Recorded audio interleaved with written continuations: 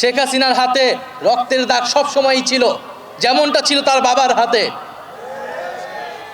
আমরা দেখেছি পিলখানা হত্যাকাণ্ড হয়েছে, আমরা দেখেছি শাপলায় কি নির্মমভাবে হত্যাকাণ্ড এবং গণহত্যা সংঘটিত হয়েছিল, এবং এই সর্বশেষ এই জুলাই মাসে ছাত্র জনতার উপরে গণহত্যা সংঘটিত হয়েছিল।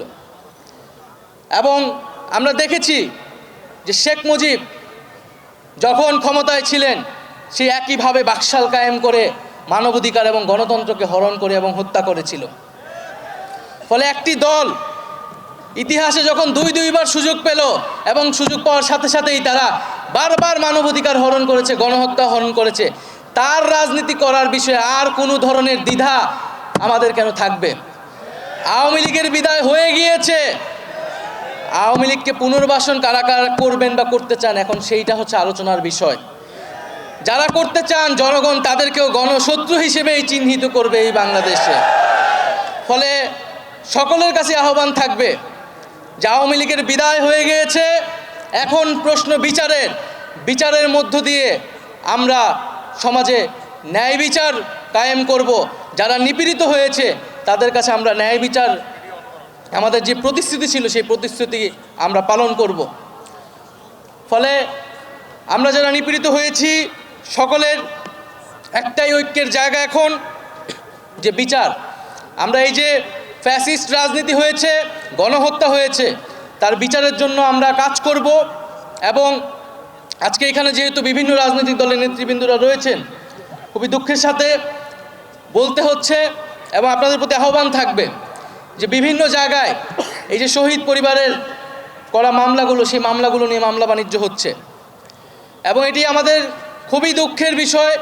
আমাদের এই শহীদ পরিবারগুলো কিন্তু আমাদের আবেগের জায়গা এবং সেই মামলাগুলোকে নিয়ে যারা মামলা বাণিজ্য করছেন আপনাদের প্রতি আহ্বান থাকবে আপনারা দলে কঠোর হবেন।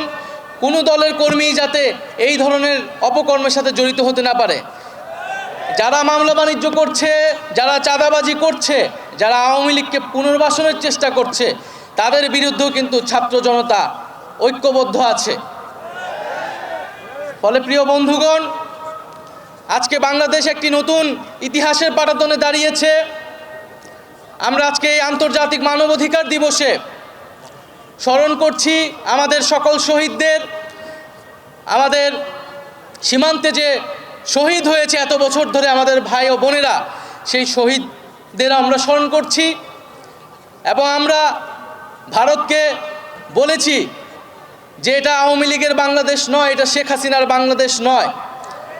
বাংলাদেশ আত্মমর্যাদা নিয়ে দাঁড়িয়েছে, রক্তের উপর দিয়ে দাঁড়িয়েছে। ফলে ন্যায্যতা ও সমতার ভিত্তিতেই বাংলাদেশের সাথে কথা বলতে হবে এবং সম্পর্ক স্থাপন করতে হবে।